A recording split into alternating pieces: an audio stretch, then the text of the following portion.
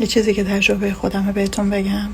اگه الان توی دادگاهی شما باختید، اگه الان توی جمع خانوادگی یه بحث فامیلی شما محکوم شدین، اگه الان گوشه قلب خودتون تو کنج دلتون مچاله شدین از شدت غم و تنهایی و ظلمی که بهتون شده، اگه در پیشگاه خدا سرتون بالاست، بلند شین، همین الان برین زیر چایتون رو روشن کنین، با دل خوش چایتون رو بخورین.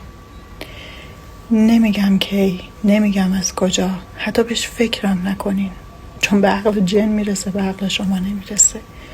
یه جوری، یه جایی خدا یه جوری زندگیتون رو سبز میکنه، یه جوری دلتون رو آروم میکنه که حتی از سر اون ظالم هم میگذارید، که حتی این گذشتن شما از ظالم هم از محبت خداست، چون خداست دیگه، هم بنده خوبش رو دوست داره هم بنده بدش رو.